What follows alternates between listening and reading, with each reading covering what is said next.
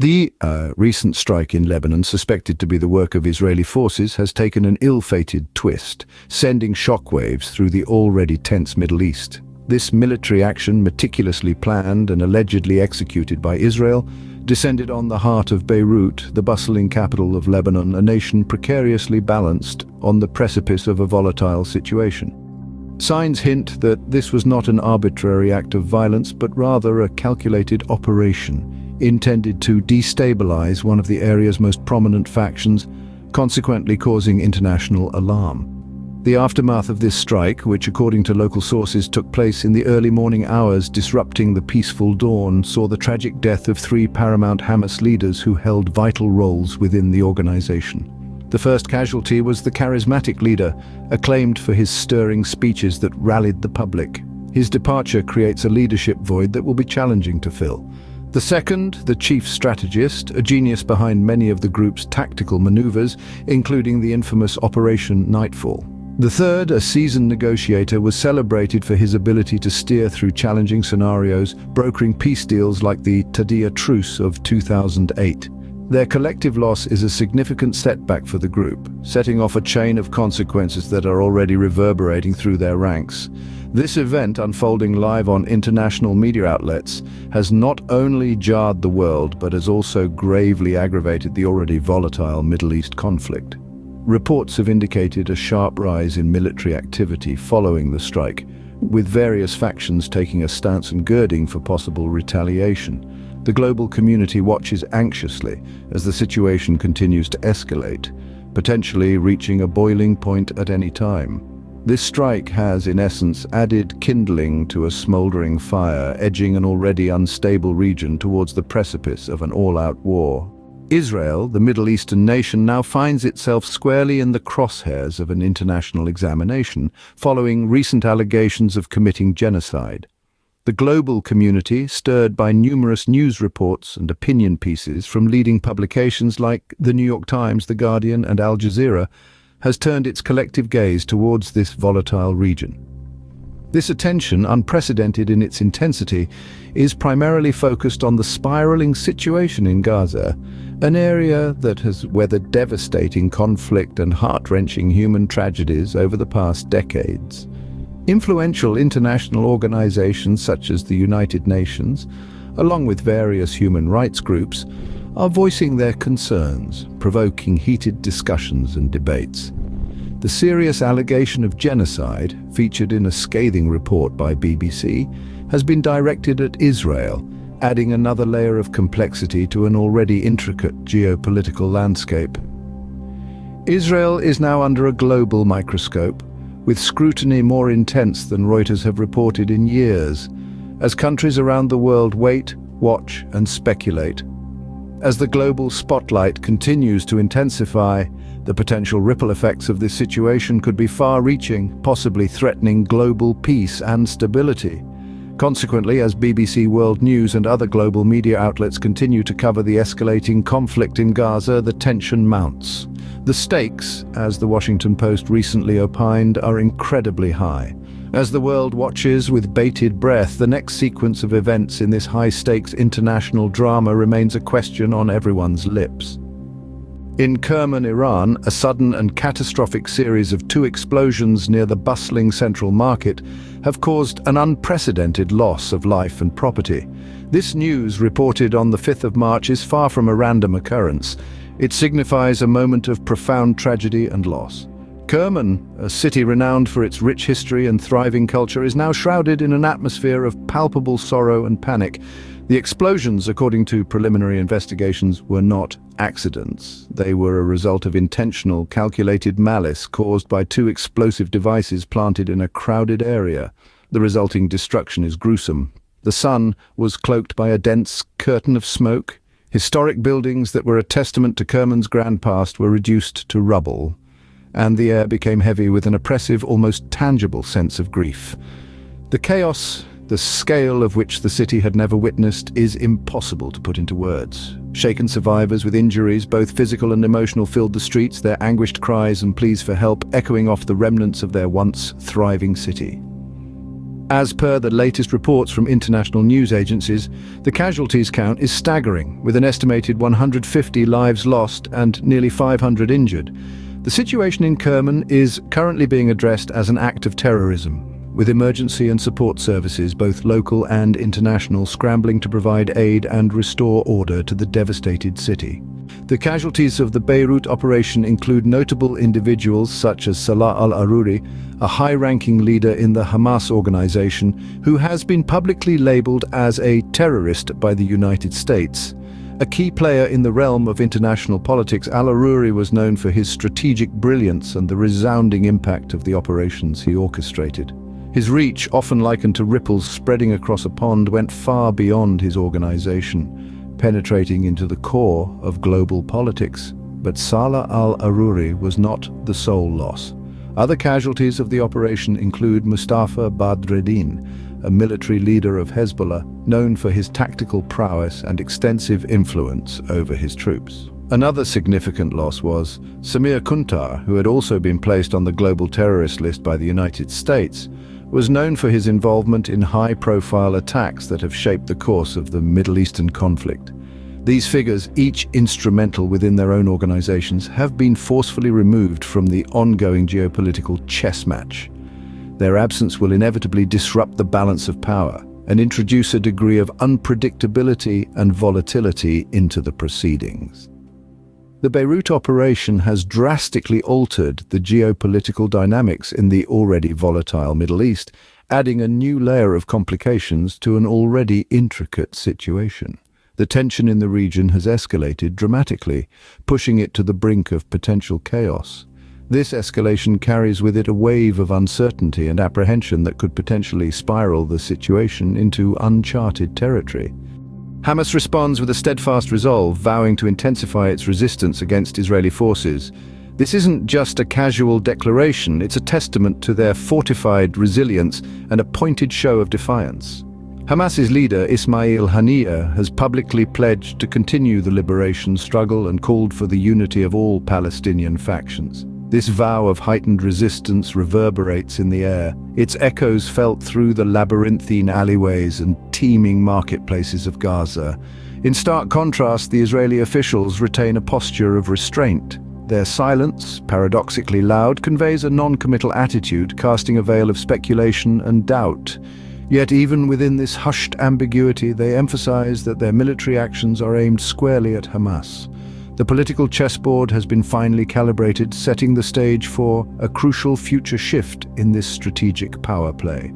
Iran, led by President Ebrahim Raisi and Hezbollah under the directive of Hassan Nasrallah, vehemently criticized the attack, referencing egregious violations of Lebanese sovereignty. They jointly articulated their fury and concern, vocalizing their opposition to the flagrant disrespect for international tenets and traditions. They asserted that such belligerent actions were not merely destructive, but were also incendiary and patently unjust. They emphasized, with alarming evidence from the International Crisis Group, how these escalations amplified the destabilization of an already volatile region. They highlighted that the repercussion of this incident, which ignites unnecessary discord and tension. In a grave intonation of reproach, the statement concluded, referencing a recent article from Al Jazeera. The veiled implication of a formidable counterstrike was apparent, pointing to Iran's strengthening military capabilities and Hezbollah's increasingly aggressive stance, hinting at a possible retaliation.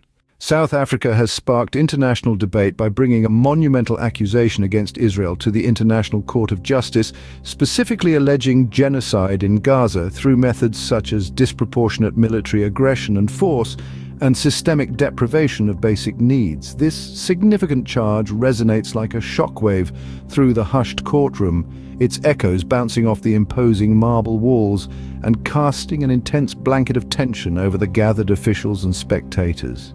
The representatives from South Africa, armed with a dossier of evidentiary documents and a host of testimonials, stand with a grave determination. They deliver their argument with an unmistakable urgency, their voices echoing the profound worry of their homeland. Meanwhile, The delegates from Israel, faced with these heavy and detailed allegations, maintain hardened expressions, a clear indication of the serious and complex nature of the claims being made. Legal experts from every corner of the globe are in rapt attention, fully cognizant that this case has the potential to reshape international law.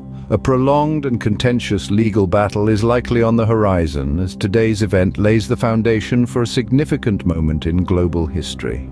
Israel's military strategy in Gaza has evolved over time, indicating a major transformation in their approach to conflict resolution. This change is not haphazard but deliberate, transitioning from general military operations to a more precise methodology of engaging with adversaries. Now, Israel's military strategy is characterized by roof knocking, a method that was recently highlighted in news articles. This strategy includes dropping non-explosive or low-yield devices on the roofs of targeted buildings as a warning for occupants to evacuate. Such an approach is aimed at reducing civilian casualties while maintaining military objectives. Moreover, their efforts are now chiefly directed at precision strikes, a strategic decision that zeroes in on the nerve center of Hamas leadership. This shift in strategy is the upshot of years of conflict, marking a subtle yet powerful change, infusing a heightened level of accuracy into the battlefield. This change signifies the dawn of a new tactical era in the Israeli military paradigm. The Houthi rebels, a militant group hailing from Yemen, have ramped up their assaults in the Red Sea, a key linchpin for worldwide shipping. This strategic waterway sees a daily influx of diverse cargo ships, underscoring its importance for international trade and the transportation of essential commodities. Its stability is critical for the prosperity of economies across the globe, but the burgeoning offensive operations by the Houthis, including recent missile attacks and the mining of sea lanes, are wreaking havoc on these international shipping corridors.